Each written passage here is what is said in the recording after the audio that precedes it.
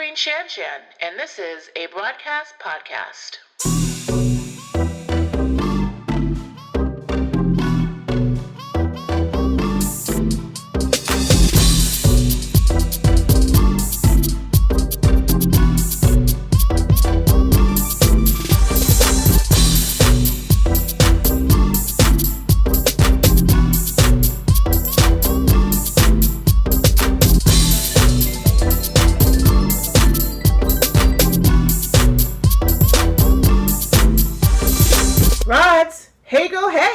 Welcome to a broadcast podcast, and this is episode 13.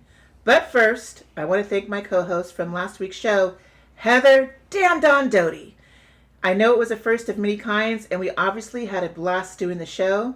It was raw, it was funny, and I cried like Oprah Winfrey lost her book club. If you missed it, you could still catch it now by visiting our website at abroadpodcast.com. This week we have a power entrepreneurial couple from Beverly Hills, Adam and Amanda Barr, and we dive into some empowerment tea tonight. Adam and Amanda Barr are quite the power couple, as both are executives, entrepreneurs, investors, and authors. How we met, our friendship history, Amanda's new book and mission with battling blood sugars, food, diet, and health. Adam's up and coming book and his history into becoming a U.S. citizen, a true American story. Culture, the 91st Academy Awards aired last Sunday, and there were some surprises and some disappointments. But was it better without a host this year? It's Black History Month, and we want to encourage all broads to support your local African American business owners. We represent all trades and talents, from attorneys, doctors, artisans, financial professionals, like myself, CEOs, CFOs, creators, local restaurants, fashion designers, makeup artists. Seek out your film screenwriters, your directors, producers, actors. Help grow a community that wants to be a part of yours. Broads, we have a new sponsor, and it's tax season. Advanced Business Solutions is a family-owned business located in Inglewood, California. Let me tell you something. They come with over 20 years collectively of professional experience for tax preparation, payroll services, translations, business filings, mobile notary, and accounting services. They have been keeping me on the straight and narrow for over 12 years. I trust Jessica and Marian Asnaya with my money, and so should you.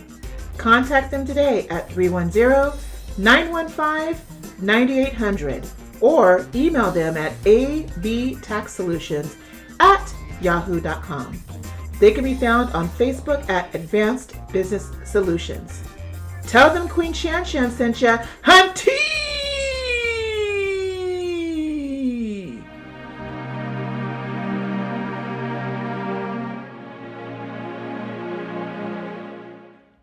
And Amanda Barr, what's for dinner? Did you like it? Crickets! I love it. We had a lot of green garnishes, and we had some very good sweet potatoes. Mm-hmm. Yams, was it sweet potato yams? They were sweet I never potatoes. Get it right. Yeah. I know. People forget. Right? I get mixed up too. The yams are sweet potatoes, but these were sweet potatoes. Yeah. They liked it? They were sweet. They were sweeter than sweet. And I'm just glad Adam got his greens in. Right. Because that doesn't happen so often. This man is the epitome of health, and he doesn't like his veggies. Unbelievable. But you know what? I made him a big old piece of chicken breast. Did you like the chicken breast? Chicken breast was fantastic. Right? And the blueberries were spot on. Adam thought they came from the movies. They were airbrushed. They look airbrushed. They were so fresh. But I got them at the Culver City Farmers Market yesterday. So we got strawberries and blueberries, and I made sweet potatoes. And Edward, did you like the food tonight? Sorry, I'm busy taking notes. Okay. Yes, but I love them. I loved everything. And the quinoa looked that's really right. good. We had a salad with quinoa and farro and a champagne vinaigrette. And some unidentified green. It was a green. It was amazing. It was. I forgot what it was called. I don't know, but I ate. It wasn't guacamole, but it was some yumminess I got, and I'm like, it's delicious. And it's a great lettuce top or salad top or what? Adam, you want to say something? I was gonna ask you if you're asking about the garnish soup. Was that what it was? greens. My mom would be Okay, very proud of me. that's I made very good. homemade greens because we need to get our greens in. And it was all organic and all vegan. And Edward is on a plant-based diet, right? I am on a plant-based diet. And you're doing it just because you want to be healthy and feel better? Well, no. I got something wrong with my heart. See, Oh. show you my heart. Yes. So, like, I had some palpitations, and it's freaked me out. So I went Yes. to the doctor. They did some blood work, and they were like, "Yeah, you need to be on this heart monitor for a little bit, so we Okay. can figure out what's happening." So it might be the show. It might be the way I eat. Mike, show is causing you heart palpitations? I don't know what's happening. So it could be It's the show. so exciting. But I'm gonna rule it out because since the diet 7 days ago, Yeah. 6 days ago, I think it is, I'm feeling better. Do you really? Oh, wow. Yeah. It is about what we eat, let's be honest. And what we ate. What we ate. What are you going to say, Adam? I was just gonna say, Edward, we wish you the best of health. We do appreciate you, all the meat eaters, for leaving us extra pieces of chicken. You are welcome. And Don't worry, I'm gonna get them back. I'm gonna I will never put Let my a animals- chicken next to Adam. Adam will cook it in Yeah, 2 take it. seconds. I saved one for later, just by the way. So. he kind of growled at me bags when go. I was like, "Can I take that out of your way?" He's like, Exactly. He's like, wow. Scratching the plate a little bit.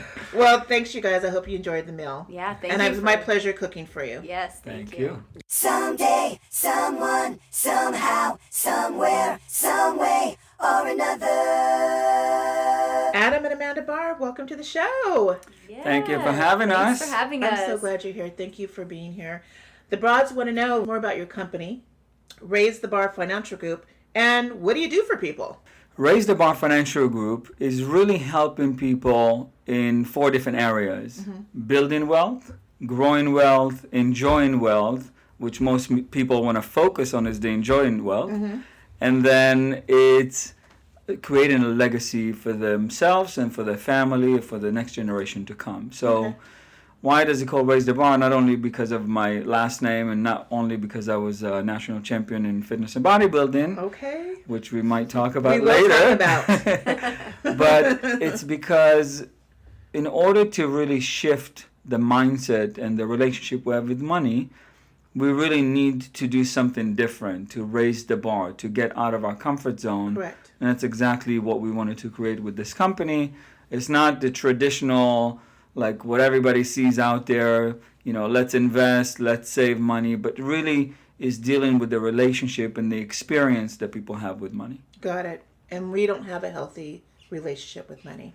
Most of us don't. Yeah. It's something that we're not taught in school. It's kind of like, Right. A mindset. it's a mindset. It's kind of like emotional intelligence, but there's also financial intelligence, and really exploring that, how we feel, how we think about money, and what does that make us do and act, as we go through our daily life, right? God, that's so true. That's very true.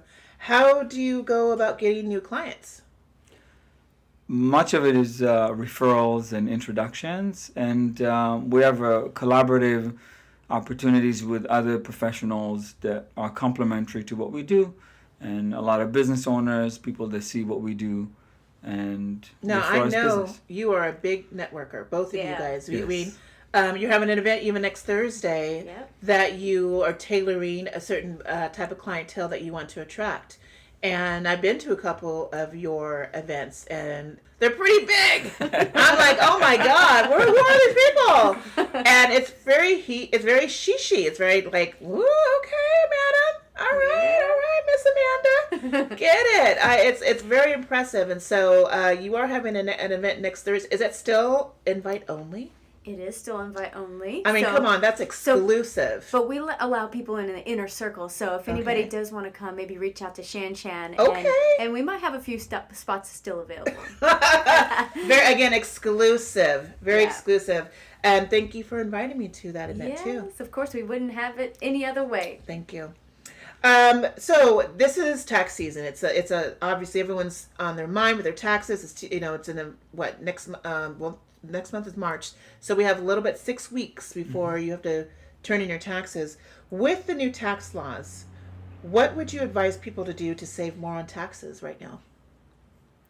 So, great question. I actually gave a talk in Google a couple of days ago Really? in Venice. Yeah, to You about went to the 40. Google headquarters? Yeah. And oh my gosh. Yeah. No, he didn't take and- me though. Yeah, the food there, by the way, you want to talk about some chicken. Were they, it was a bomb chicken? They have many options I of only chicken. I think they actually have like live chickens running around. I only get to hear the One. stories of this Oh, Google amazing right. Yeah. Pick your chicken. Pick your You chicken. you Was can there some chicken actually galore? eat chicken while you get a massage. They What? have a Google massage over there. Oh my god. And they have a gym. They have everything you could think about. Well, anyways, with the event when you had after you had your chicken fill, how was how was the event or the meet? Was it a meet and greet? How'd you get to go down there? It was actually a workshop about tax strategies Cool. and how to make sure for high income earners how to keep more money in their pocket as opposed to the IRS's pocket, and different things about the new tax law changes and tips and golden nuggets of what people can do. I have a question. I went on Facebook. I was pissed because my tax. I didn't get a lot of money back this year. Like last year, I had a great refund, and I didn't pay as much this year with the tax reform. And we're not going to get in politics, of course, but this year I didn't get a big tax refund, and I was pissed. And I don't know what I could have done different. Obviously, my tax preparer gives me these strategies and everything, but I come to you. And I need some help with that. What would you do for me as a client? Like, what would you do for me if I needed some tax strategies? What would you tell me to do? So obviously every situation is different, Everyone's right? different. And there were some changes that really affected or impacted people like you and I and business owners, especially on the entertainment side. Right. Yeah. There's other things that now we got to jump through hoops to qualify, qualified business income, and it depends whether we're in the service industry or not. So there's a lot of things that on the surface it seems like we're lost, but there's other things that we can create like pension strategies, different opportunities to deduct income and create expenses in different ways or categorize it in a different way. Okay. Which based on every individual situation, we look at that picture and then we say, based on this scenario or this scenario, here's what you can do. So for business owners, we use a lot of retirement strategies or a lot of defined benefit or cash balance pension strategies to create additional deduction. Because most people are familiar with maybe deducting $5,500 or $18,000, $19,000 for the 401k. Right. But with pension planning, you can deduct hundreds of thousands of dollars, actually millions of dollars throughout the years. And that's money that instead of going to the IRS will actually fund your future income or retirement, about 50 cents on a dollar. And me, I don't know anything about that. I mean, I'm not rich. I work for my money. I work every day. And the program that you got me, New York Life, is growing really, really well. Thank you very much for that. Hey! Yeah, I have a saying, little drops fill buckets. Yes. And so it might seem that little by little by little. It did seem little by little, but it is definitely growing. And now I'm going to put more money into it because obviously you encouraged me to do that in the past. We got to put more money. I'm like, that's money for wigs, Adam. I don't know if I could do that. That's money for my trips. But you know what? Trips will always be there. I love to travel, as you know, but I need to be serious. I'm 46 years old, and What was that again? I didn't quite hear that. You're still younger than me. But I think about people who are older than me and they don't have a retirement plan. They don't have an annuity. They don't have a Roth IRA or IRA at that. And people who are also self-employed or living penny to penny, dollar to dollar. How do you speak to middle America or people who are in a maybe not poverty line, but they need to keep as much money as they can to buy their groceries, to pay rent, to pay for the car payment? How do you speak to middle America? We talked about earlier how mindset plays a big part in the relationship with money. The reality is that over 90% of individuals in America do not reach financial independence, right? About 90%, which is, if you think about the numbers, is staggering, right?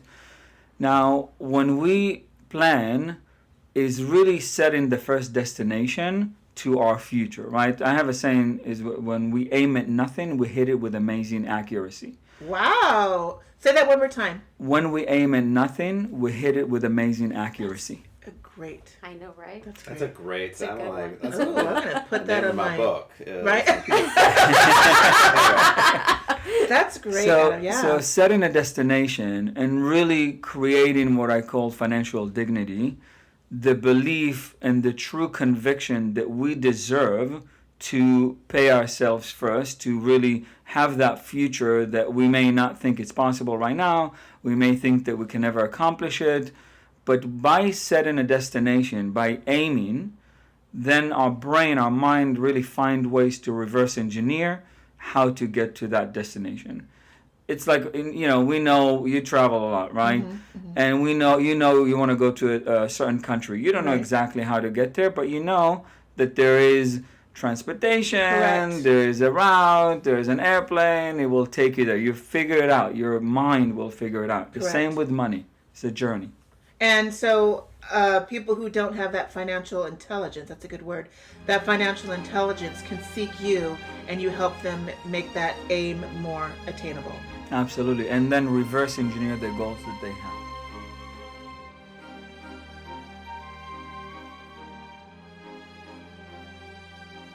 The way I grew up was in a very poor household, in a very challenging upbringing. We were homeless for many of the years. We didn't have food on the table, and my mom, who was raising 5 children, didn't know how to teach us any of those positive lessons about money. And so after I had a challenge with my injury, and we might talk about it later, I realized making money and saving money or keeping money, it's not the same thing. And I really wanted to start learning more about money. And it started step by step after being intimidated so much by hearing all the jargons and the language that was so foreign to me. But you learn by hearing a little bit here, being more interested in, providing a better future for yourself and your family. And as it becomes more and more familiar, now you can get into more complex ways of finance and investments. But it doesn't start this way. And I don't want people to think that, maybe today I'm 10 years in the investment world, in the financial industry, but it doesn't start that way. So everything and every opportunity you get to read or listen to shows, it could be fun shows that talk about money, it could be books that may be more advanced, but something that will expand the horizon and will get you to that financial dignity. Completely off the script, completely off the cuff. What I hear, because I'm in insurance and financial institutions, and I sell life insurance, I sell whole life, I sell term, I sell all the disability. I was approached by a 72-year-old man today, and he was like, "Can you offer me anything?" And I'm like, I can, but it's going to be so expensive. My parents are 78, 79 years old, and you've met them. We've been through the strategies, and they don't have the money. They didn't save. What advice, if someone is coming to you, Adam, and they're in their 60s and they're in their 70s and they're still working, what is the advice that you can give to them? Like real tea advice.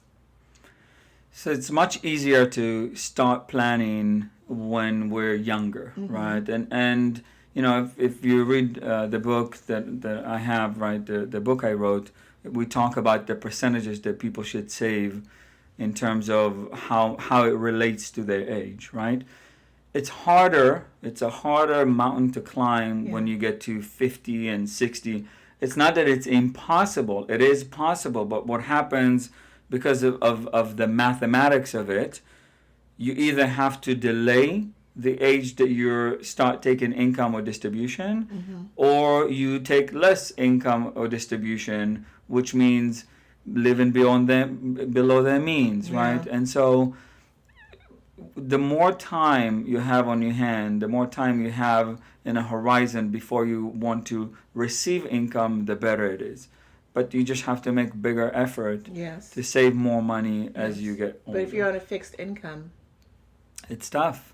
Yeah. It's not, no financial advisor is a miracle worker, right? It's, the numbers, even though they have emotions associated with it, but in terms of how it adds up, it's just math, right? And so we can't, want to retire at 50 or 60 and then want to save $100 a month. It's not going to work. It's not realistic, right? And so So you have now versus a 70-year-old coming to you versus now a 20-year-old. And I know when I was 20 years old or 22, I thought I knew everything. I'm not going to save money. I'm fine. I'm going to keep my $13 an hour job. I'm good. Let's go out and get drunk. That was my mentality when I was 20. Let's be honest, I had a little bit of savings. My dad told me to save, and I said, okay, Dad, I'll save a couple bucks.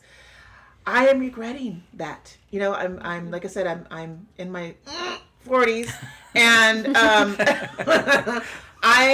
if I would have listened to my dad, and I had a financial planner, which were abundant to me, living in San Diego, living in Rancho Cucamonga, I had those opportunities, but I didn't listen. And I didn't put that $100 away. I had my little 401k at that time, but I didn't have my extra time to go find a certified financial planner. What do you tell the millennials, which we'll get into your new companies in a minute, what are you telling millennials to do now? So, we say the past is a history, the present, that now is the present, and the future is a mystery, right? So all we have is now. The fact that we didn't do something in the past, it belongs to the past. You can have an opportunity today, and all of our listeners will have an opportunity to really pay themselves first. Okay. And if they need to trick themselves to get the first bill to themselves, think about it. We pay our credit cards first. We pay our cable bills, we pay our phone bills, we pay our travel bills, we pay everything else. Wig bills. Wig bills, chicken bills, everything. But the last one we take care of is ourselves. Isn't that crazy? How about having the first bill to ourselves before everything else? Good point. And make it automatic, and you'll be surprised. You'll be amazed of how much of an impact it's going to make for your future. That is great advice, Adam. Thank you so much for saying that and discussing some of the things that really middle America is thinking about today.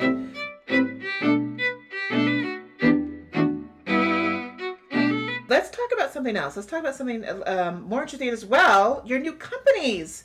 Tell us about the new companies, Adam and Amanda, that you guys are introducing to the world. All right. I'm so excited. So RTB Financial Group, of course, has been our baby for the last few years. And from our experience through the financial industry, and Adam, he'll talk about his new company, he started a fintech company, and that was diving into the tech world, which for a lot, I think we all have ideas. And we might even have dreams of things. And we sometimes, Adam told me, unfortunately when you pass, they're not going to write your ideas on your gravestone. And I thought, oh my God, they're not. And I have so many good ideas. So how am I going to... Mine would be a block wall. Oh, my great ideas. Yeah. And so it was really the kind of the push over the edge to go, okay, I have dreams, but how can I make it a reality and make it a reality today? So we opened up a sister company called RTB Capital Group, which is focused on working with tech companies, startups, and businesses that want to build, grow, pitch, fund, and exit. Ooh, say that again. I know, right? Build, grow, pitch, fund, and exit. Okay. Really taking like an incubator style, but a lot of people have started their business or have taken it to a certain point, and then they go, oh my God, I need help here. And who do I go to? And you're searching the internet far and wide for that one person that could help you, and you have no idea if you can trust them or if they really have the connections. Right. So what we did was we built this like team of experts. I have so many people that I'm connected to that over the years of networking that I just pulled them all in on my team. Everything from attorneys to branding experts to social media, even development. So you go, I've got this like amazing group that are able to come in at any point of somebody's process in their business and make that goal a reality. Kind of like what Adam was saying in the financial industry, there's like 4 tiers. We're looking at it almost the same way. In my background in finance, you really go in and see you're really looking at the person, what do they want, and how can we make it happen, and how can we make it without breaking your pocketbook, right? Because sometimes you get into the tech scene and some of those, it's expensive. I mean, even doing this production company as simple as a podcast, that I am discovering all these hidden expenditures that it's going to come to me. And I'm like, dang, I can't afford that, and I can't afford this. I need help with this. Do I need to get a loan? Do I need to, borrow some money from Edward? It's like, what? Let me get out my phone. And it's very daunting. It's very intimidating. Right. So, example, Amanda. So, if I'm a small business that wants to launch, let's just use me for example. Yeah. I'm a production company, and I need direction. I need some help. What can you do for A Broad Productions? Well, first I'd probably take you through a discovery questionnaire. I'd really find out what do you have in place, because you've already done a lot. You have 13 episodes, right? Right. And I know, right? So we'd break it down, and I'd really find out what have you done, what are you wanting to do, what's the next step. Really looking at it from all the different components, from what are you doing on the marketing side, operations, do you have the right partners and the connections, and who would you need? Do you want to sell this at the end? Are you going to keep it and have it be your baby? And so now we're looking at all the different components and taking what you have done and what you haven't, and where could we put things in that might just take it to the next level. Oh my God, well, you might have a new client. Oh. Seriously. I already pimped out Heather, and so she's got a client in me, and now I got my new client with Adam and Amanda. Yeah. Wow, that sounds awesome. So I'm super excited, and one thing which we're going to spotlight your show abroad. Podcast. We're doing 100 company spotlights. It's a lot. I did not expect as much work it'd be to do 100 companies in 1 year. It's Amanda's ambition. I said, honey, maybe 20. She said, how about 100? I want to make $1 billion. We have to start somewhere. I know, right? We're going to reverse engineer it somehow. Right. So that's 8 a month, and that's wow. But what's actually really cool is I've been able to. It's pushing me outside of my comfort zone. I think a lot of times, as business owners and as entrepreneurs, you got to be uncomfortable for things to happen. Trust. I mean, uncomfortable also means anxiety. Like, I wake up sometimes in the morning and I'm like, what am I doing? I'm so scared. And then going to bed, what am I doing? I'm so scared. But it's good to know that I have an Edward on my team, and I have Heather, and I have you guys to support, and obviously my friends and family to support too. But it is scary. I feel like I'm walking on a tightrope.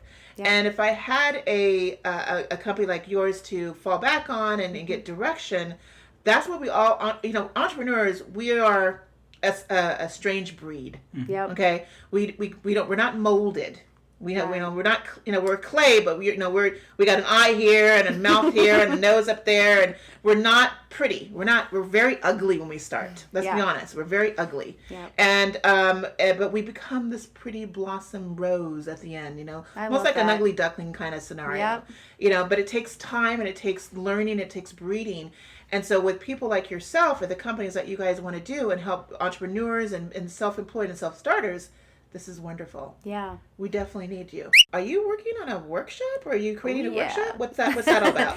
Oh, yes. So in the tech scene, there's a lot of people, sometimes you think about pitching and people think, oh my God, I can't get on stage. Most people are fearful of just speaking in public. Yeah. And we thought, wow, we see so many people that are either talking about their business and sharing about their business in a networking scene, or they do want to launch their company and maybe get funding, and now they're talking to investors and on the stage, and that can be very scary. So we created a workshop all about pitching, and it's not actually you on stage, it's learning how to pitch. I want to go. Yeah, come. When is it? It's on March 23rd. We're going to be actually in a real theater, so I'm super excited about it. Okay. And it's learning everything from the pitch, like how the art of telling your story, even the elevator pitch. If you were on the 22nd floor and in walks that person that you want to invest in your company, Can you do it in 10 to 20 seconds? Can you tell your story? I was told to always do it in less than 30. Yep, less than At your 30, elevator right? speech, yeah. Whatever it takes to get to the 5th floor. Get to the point. Yeah. Whatever it The takes to get fifth to floor. whatever it Yeah. takes to get to the 5th floor. And we're gonna have some role play. We're gonna get people out of their comfort zone so they can feel really confident about telling their story and highlighting what they want to do. Where is this event going to be? It's going to be held at the City Garage Theater, which is right here on the west side. So we'll be here near Santa Monica. Okay, so people who are in Kazakhstan right now, they don't know what the west side is. I actually found I have 2 listeners that listened in Kazakhstan yesterday. I was like, what? Shout out to Wow. Shout out to Kazakhstan. Was it Borat? Gotta be. It's We gotta are be. we are gotta going be. global. So when you say west side, We you love Kazakhstan. Yes, We love I mean, Kazakhstan. Los West- Angeles, California. Los Angeles, west Yes. side of Los Angeles, West Yes, LA. yes, West Wonderful. LA, yeah. And I will put that in the links Yes. on the website. I will put that on the liner notes for the podcast. Yep. Where they can go to this event in West LA, March 23rd. Yeah. Is that a when? It's a Saturday. That's a Saturday. Yep. And what time is that going to be? It's going to be from 9 a.m. to 3. okay. So it gives it's a whole day packed with every angle of pitching your story, even body language, which that's something people don't really think about, but it has a big impact on the delivery of your pitch. Wonderful. It's like you could go on Shark Tank after this and just ace it and That's like right. get Yeah. an investor and be walking off. Yeah, right? And you guys get to Ah. look and stare at Amanda and Adam. Yeah, I would just be like, can you just keep talking? yeah. Yeah, Oh, hope to great. see you there. Adam, there is something I need to know. And our audience wants to know. In Israel, where you're from, you were really an actor and a bodybuilder. You were actually named Mr. Israel and Mr. Iron Gladiator. And then you made your way to New York. You became a Broadway actor. Why did you not stick to that career, and what made you move to Los Angeles? So, talk about being Mr. Israel and Mr. Iron Gladiator in Israel. When I was a kid, I was bullied and abused, and I had a lot of tough times being in school and being in an environment that was not healthy. And I mentioned that, again, because people always see and talk about the final product, but I want to share with people the journey there. And so what happened as a child, I saw what my mom was going through, the abusive, the tough things that she was dealing with, and the bullying that I went through. So I started working out because I wanted to be able to protect my mom, and I wanted to be able to stand up for myself. And so that's how I started working out. I was 11 years old, Okay. and I was a little scrawny little kid, and I said, I want to be the strongest man in the country, and I'm going to prove it, and I'm going to do it. Not the world, but the country. The country, yeah. Interesting. And That was your limit. That was my limit. That was my Wow. horizon at the time. Okay. And I remember going to the gym, the health club, which was at the time was very much underground. We're talking about like 20-something years ago. And I was talking to this guy who was at the front desk, and I said, I want to work out because I want to be the strongest guy in the country. Mind you, I was like 11 or 12 years old. Mm-hmm. And he started laughing. And he said, what are you talking about? You're like a little kid. And, I went and I, wept and I felt bad for myself and stuff. And I said, I came back and I said, I really want to do this. I will barter with you and I will clean the gym after and pick up the weights. Just let me work out because I didn't have the money to do it at the time. Right. Good for you. And so I started working out. And then at the age of 15, I tried my first competition. And I won the 4th place in the country, number 4. In the country. At 15 years old. And that was a great motivation for me to really continue. And, I was disappointed. I was like, I didn't get number 1. Your first competition? First competition. Oh, my goodness, Adam. I think number 4 is okay. Yeah. And so, but, you when you are a high performer, when you're really so motivated by a goal, you expect high. Yeah, I understand. You Trust, expect to I achieve know. high. It reminds me of Forrest Gump a little bit. Yeah. Like Janae was like, Janae. Yeah. And he had those braces on his leg, and he That was was running. funny, yeah. And then breaks into a stride. And That's right. And then And it has a fly off. breakthrough. It has a breakthrough, Yeah. right? They were And saying, that's lift, exactly what's Adam, happening. lift. That's exactly what that's probably what the voice that I had in my head the whole time. Yep. That's a But he great didn't tell you that story. he walked around with 12 eggs in his pocket every day. Why? Yeah. Oh, because that's what you're eating for the protein? Yeah, we calculated. I think I had about Yeah. 80,000 chickens that I ate in my life. What? And over 80,000 100 chickens? something 100-something thousand eggs. thousand eggs, like Oh my some God. ridiculous stuff. You Like didn't it's turn like into a chicken yet yourself? The chicken well, I do burger. have some feathers on my back. It's just a couple. That explains it all. All right. Exactly right. So that was that Mr. Israel? That or that was Mr. that? Israel. Yeah, Okay. and then and I kept going. Okay. And at the age of 19, I was the youngest Mr. Israel. Wow. Well, I cannot wait till you broads see these pictures that I'm going to be posting. You're going to be like, what in the heck? I'm like, when Adam texted me the pictures from, how old, you said 19 years old? 19 years old. Good God. I mean, literally, you're putting Arnold Schwarzenegger in shame because he was Mr. Universe, right? He Was he your Olympia. idol? Yeah, Like, he was my idol, actually. he was yeah, your- he was my idol. Arnold was your idol, which Yeah. was most like a lot of guys who were muscle building at the time. So you have to remember, it was all natural. That's what's crazy when you look at Oh, these so there's no pictures. steroids. It's all natural, All so natural. it's What? unbelievable. Yeah, the So pictures. you can't achieve that with all natural foods and no, steroids, shots, and all that stuff that other people do. Absolutely. Food has a huge part of it. Of course. And then the rest, the exercise, the ratios how you portion your food, everything, Okay. all of that has a lot to do with it. Is that going to be part of? We're going to talk about your book in a minute. But is that part of your book too? Do you mention that or no? The next book. The next book, it does. Okay, so It's got a chicken. On the Yeah. A muscled up That's chicken. right, exactly. Right. oh my God, that's a great idea. I found a picture of a mustard chicken. And Well, my brother Sent it can to definitely you. draw it for you Yeah. as well. That's good. That's Yeah. awesome. So after you've achieved that success, being Mr. Israel, being Mr. Iron Gladiator, you moved to New York. And Yeah. so why did you move to New York? Just because you wanted to get out of Israel, or what was the situation at that time? So How old were you? So Mr. Iron Gladiator was in California. So I won Mr. Oh. Iron Gladiator California. Oh, okay. And the way that I came to the United States, when I was going through all this trials and tribulations, I was jumping from foster home to foster home because my mom couldn't really take care of us and feed us all.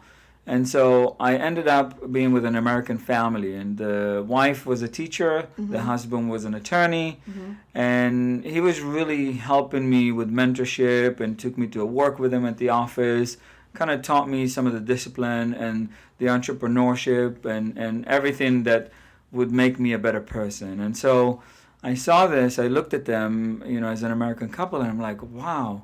This is so different than what I'm used to see at home, the abuse and, depression with my mom and all of this stuff. And I said, I would love to be at that place where they came from. Right. And that's how I started really dreaming about America. And I worked for someone who moved to America and raised her children here. And I just said, I'm going to go learn how to be an actor like, Arnold Schwarzenegger and Jean-Claude Van Damme. Jean-Claude Van Damme. Oh, yeah. We've just aged ourselves. Yeah, that's right, Jean-Claude. This show, it just ages us. Every freaking episode. It's amazing. Yeah, and so I wanted to come here. By the way, I met them both, and I have some pictures with Yeah. Oh, Arnold. okay. Yeah. But Cool. he is And so- leaving out one part. He did sing as a child. Yeah, So you have so to you have to tie in this singing bodybuilder. Yeah. If you can imagine. Singing bodybuilder. Yeah, I went to a very orthodox religious school where I was taught to be a cantor, and that's how my singer career started. Okay. And art, both singing and drawing was a way for the religious teachers to keep me away from the street. They wanted to keep me busy. Smart. Apparently, I needed higher stimulation or something. And so that's how the dream to come to America was born. And so you went to New York after that. You were in New York when were you in New York? With Yes. $400 in his pocket. $400 in your And pocket. thinking that Yeah. one was going to last him a while. Shut it. Yeah, I watched a lot of American shows, Beverly Hills 90210. And, Did you say 9210? Yeah, it was like- 9210, my favorite when he says it. yeah.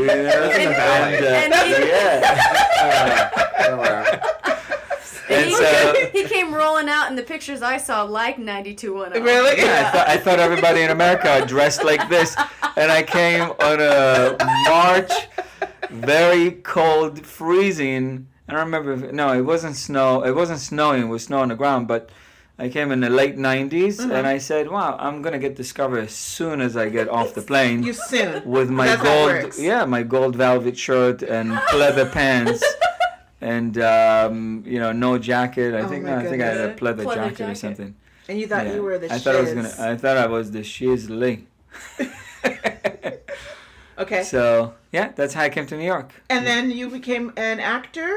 Yeah. So I didn't know anybody in New York. I didn't have any friends. I didn't speak any language or any English. And I had $400 in my pocket, and I wanted to conquer New York, the acting scene, and I did. I became a Broadway style actor, and I did a lot of musicals. What all over the musicals East were Coast. you in? So I was in Moses. I was in, for some reason, I was always casted in this biblical Of stuff. course. Gorgeous Israeli man. Come on. With muscles. Fiddler on the Roof, Joseph and the Amazing Technicolor Dreamcoat. It's a great play, by the Yeah. way. Fiddler on the Roof, Fiddler really? on the Roof. I loved it. It was such an honor. Oh my gosh. And Pinocchio. Ooh. I played Geppetto. You played Geppetto. I played Geppetto. Get Still have outta here. pictures like the gray hair. Oh my gosh. And then I did cabaret, and I did a whole bunch of commercials and stuff like that. Okay, so take two. When I met you in 2008, you was it 2008, Yeah. right? You came. You were in LA. You were was in working in Beverly Hills for. Can I say the name of the company? Yeah, sure. You were working for Mont Blanc in Beverly Hills. That's right. And you obviously changed careers, and you wanted to be in the financial arena. I myself was starting in as an insurance agent because I was in real estate, did very well, but when the market took a dump in 2006 and 2007, I had to change careers. So I started working for Colonial Life, and I was represented, and I met my manager. Obviously, was your manager who recruited both of us. He trained you under your guys, and then you became more motivated in the financial world, right? Yeah. Yes. So when I was in New York, I played basketball one day, and someone elbowed me and crushed my voice box, my larynx. And so I didn't have any health insurance. I didn't have any planning. I knew nothing about money at the time. I knew about business a little bit, but not about planning and savings. And I ended up having multiple surgeries. I think it's about 14 now. I know. And I had about 5 surgeries in New York and needed to come to Los Angeles to have additional surgeries in UCLA. And so I took a job at Mont Blanc because they had benefits, and I could get some benefits at the time. This was before Obamacare. And so I started working The in Affordable Care Act. Yes, that's right. Thank you for the The correction. Affordable That's Care right. Act. Okay, so go ahead. So I worked in Mont Blanc, and there was a gentleman there who came to buy a watch from me, and the watch was thousands of dollars, and I'm like, wow, this person kind does of, he do? is really successful, is a minority like I am, and I wonder how he became so successful. So I started talking to him, and this is the manager that you and I had together, and he's like, I said to him, I remember the words I said, Mr. So-and-so, I'm so eager to learn more about how to get into the financial industry, because he told me what he did, but I have no idea where to start. I don't know where to begin. And he said, why don't you come? We have a meeting, and you'll hear what we do and what we say. And if you like it, we can start coaching you and mentoring you. And that's how I started. This was what. My previous that's manager right. as well. That's right. And I did learn a lot from him, and I got an opportunity from him. And if you're listening, you know who you are. Yeah. So thank you for that. We are Yes. you and I are grateful for that, right? Yes, super grateful. Super grateful for that, because I was green. Yes. My dad is an insurance agent. He's been doing it for 50 years, and I hated insurance. So I'm very grateful for that mentor. Speaking of mentor, I am thankful that I have Heather, who's going to be mentoring me, and I have people in my life that my parents mentored me. Come on. Yeah. You are working with children as well, Adam, right? You're having a mentoring program. You started a mentoring program? Yes, I've been doing it for a couple of years. For middle school and high school kids, we show them project-based learning about entrepreneurship. We help them structure a company. We put them as a CEO, CFO, CTO, CMO, Wow. and development officers, and we give them a project, and it's their job to build the company, present it, and then hopefully get picked when we do a hackathon. Okay, you two. Come on now. On this show, we call spilling the tea. Woo! Okay? We're going to spill some Earl Grey, the hot tea. Coffee beans. It's strong like coffee. And I didn't know you guys, and I saw you guys hand in hand walking. And Yeah. oh, by the way, we're going to talk about Shug. Shug is Amanda's doggy. I would see you guys like, oh my God, that looks like the most amazing couple. Like, we hate them. But come on, do y'all ever fight? I mean, as a married couple, you're working together, hours together, you live together, you're making marriage work. What are the pros and cons? And Amanda, speak up, sister. Speak your words. Speak your truth. What are the pros and cons of working together? What are the, in both worlds? How do you guys get along? I mean, are there, fights? Are there spats? And if you do have the fights and spats, how do you come back together as one? For the record, we have never had a fight or an argument or a disagreement I call BS. or anything like that. We had a perspective exchange. And that's exactly what we do on a regular basis. We have a lot of learning opportunities. On a regular basis.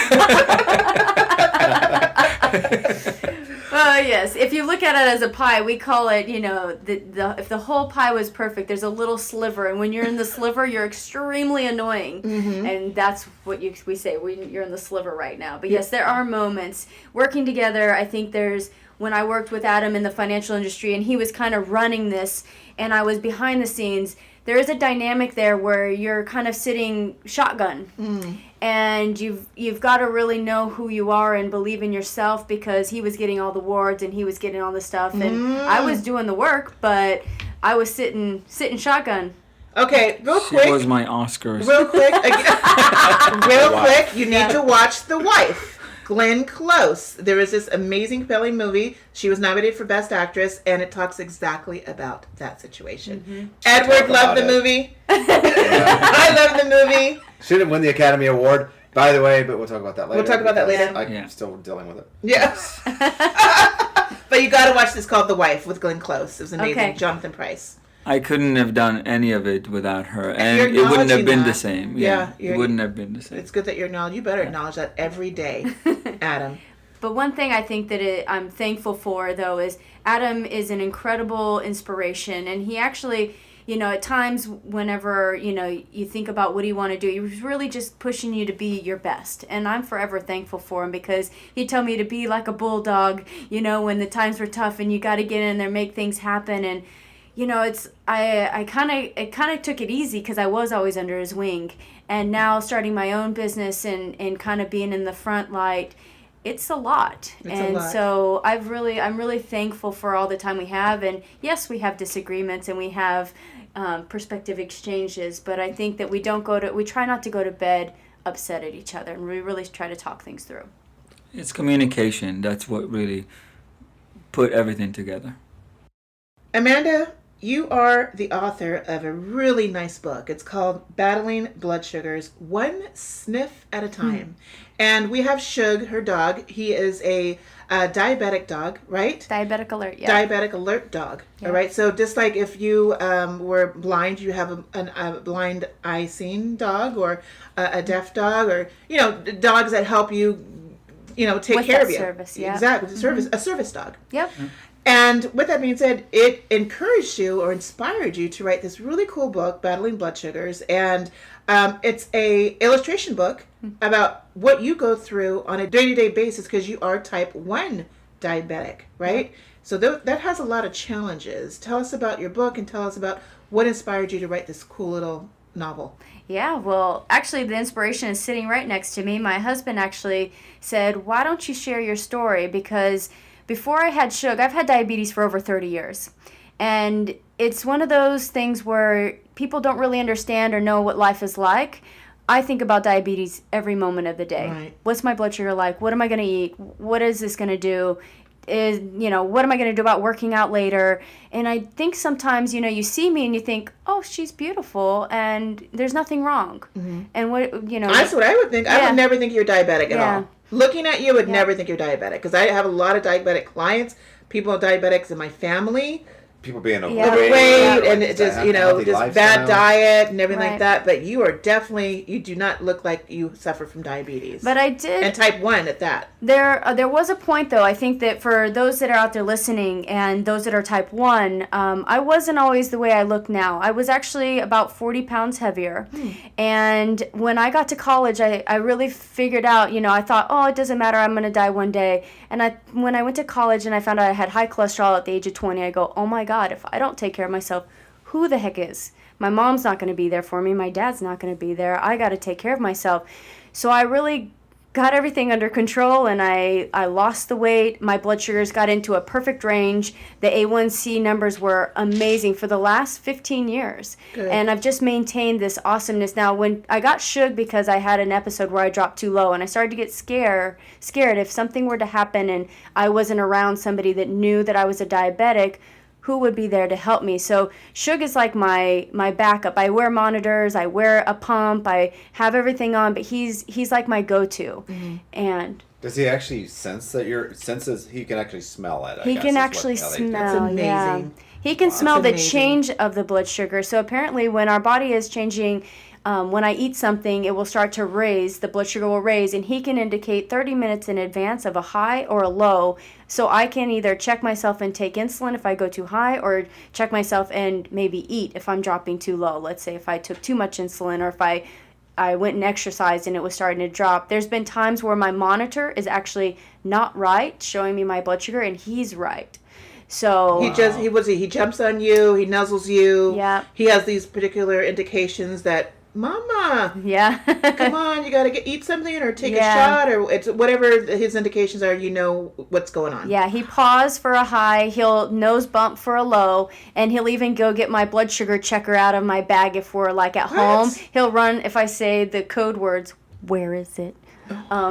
He'll run and go get it and bring it back for me. That's so amazing. And the story, we wrote it because. As soon as I got him, I found that I was now a billboard for diabetes, because now everybody wanted to know and what he was for and what it was about. And I was constantly telling the same story. And I thought, how many more people would potentially want to know about this story and know what these dogs can do, and maybe even get one themselves, or just to, be connected in another way to the diabetic community. You got this gorgeous blonde woman with this gorgeous doggy. He's a Labrador, right? Yep. Yeah, black lab. Yep. And she walks in and she just brightens up the room. Yep. But who knows? It's so funny how we assume people don't have certain struggles if you look a certain way. Yep. Everybody has a story. Mm-hmm. Everybody has challenges every day. And it's so encouraging to hear this from you guys, because both of you look like a billboard. Yeah. And people will say, what do they have to worry about? They got everything. They got everything. Success, looks, a great business. But you guys are fighting every day, just like me, just like Edward. Yeah, we're real people. And That's right. And one of the slogans I like to say is, keep living the sweet life.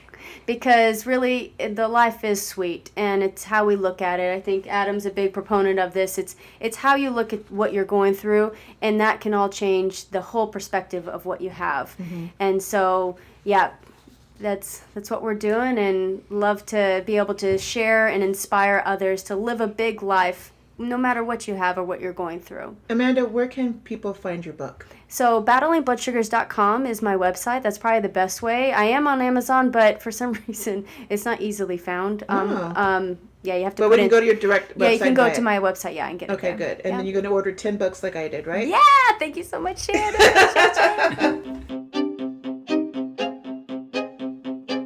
The 91st Academy Awards aired Sunday, February 24th. And like I said before, there were some surprises, some disappointments. Hollywood really recognized, as they should, the efforts of people of color. A lot of African Americans won. Like Regina King won her first ever Oscar. Come on, 227. Come on. Jackie. Come on, Jackie. Come on, Mary. Mary. I mean, Regina King winning an Oscar. She's amazing. She's amazing. Come on, like, what was it, Friday? Yes. Friday. She was in Friday as well. That should have been her, like, career achievement. That was amazing. Good for her. And then we had, I'm going to always mess this guy's name up, Mahershala Ali.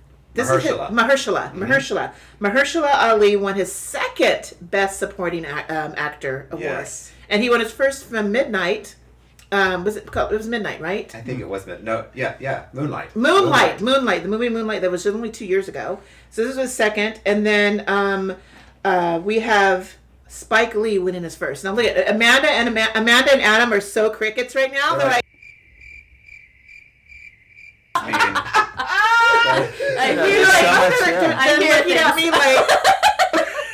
There's so much to keep up with.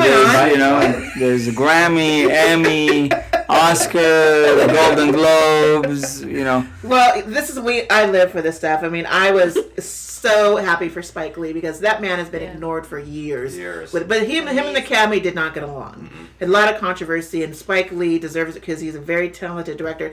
Oh, you can already tell he's probably difficult to deal with. Let's be honest.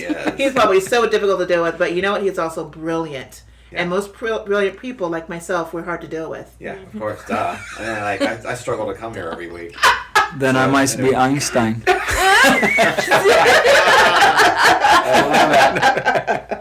With brilliance comes difficulty. Yes. Okay, and then Ruth E. Carter, she also won for costume design for Black Panther. Did you guys see Black Panther? Love it. Isn't that a great film? We love it. Yay! Black Panther was the bomb movie in 2018. Hannah Beachler for production design won for Black Panther. Alfonso Cuarón won for a lot of awards for Roma.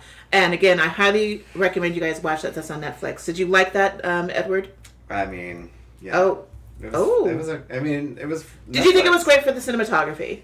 Of course. It was gorgeous there. And he's a fantastic director. The movie was fantastic. I have a little bit of a reading problem. I'm a dyslexic, and so it's hard for me to watch subtitled films. Okay, so yeah, so I had to stop and pause. So that's not my favorite. That's not my favorite, thing to watch. But that said, it looked like a great movie. It certainly got a lot of recognition. Did it deserve to win? No, not in my opinion. Well, you got a lot of technical stuff. You got the technical, right? You got the technical stuff. Some of it, but I wanted Bohemian Rhapsody to win. Yeah. You wanted to win Best Picture. Yeah. Yeah. I thought it was. I didn't think it was Best Picture quality, Bohemian Rhapsody. Well, that's debatable because you saw it winning all the early awards. That's true. The smaller awards. The smaller right? awards, yeah. I was like, well, maybe this is it. And speaking of Bohemian Rhapsody, Rami Malek won Best Actor. He won the Best Actor and award. He's Egyptian, and so he's an Egyptian immigrant. He was talking in his acceptance awards how he came here with high hopes, just like you, Adam. Just like you. High hopes for this country.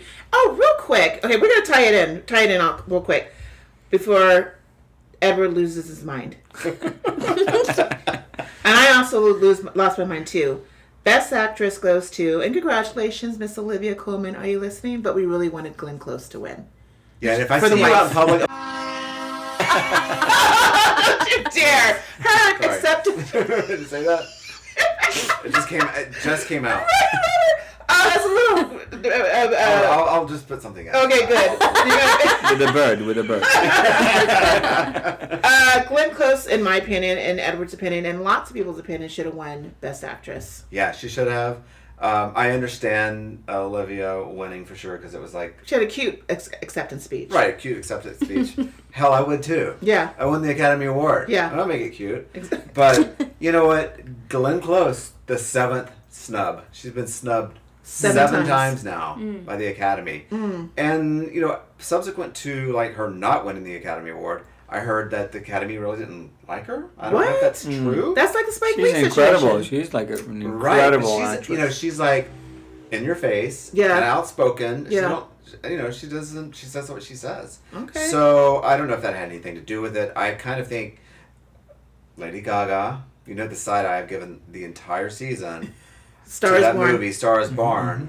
I think probably she came in and messed up that vote. And you think so? People were... Or another theory is a lot of the people thought, oh, Glenn's got it anyway. I'm going to vote for Lady. Oh. Yeah. But It's too bad. who knows? But the performance, if you guys it's on probably on YouTube. But the performance, speaking of Lady Gaga with Bradley Cooper, did you guys see Stars Born yet?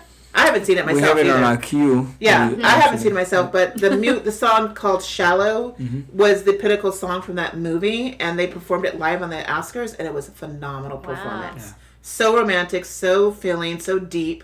So I do applaud Lady Gaga. She won for best original Song. original song for the award. So it was her first Oscar. She needs now a Tony, Tony. and she'll be an EGOT. She will. She'll be an EGOT. She's got Grammy. She's got Oscar. She's got got an Emmy. She's got Emmy for the I think it's for American Horror Story. Oh.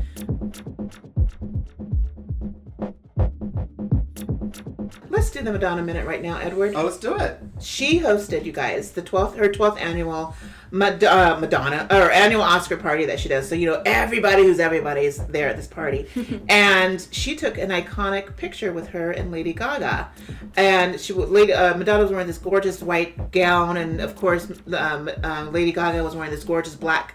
So that's interesting, black and white. Black and white. Yin Opposites, yin and yang. Because Uh-huh. let's be honest, we know they don't like each other.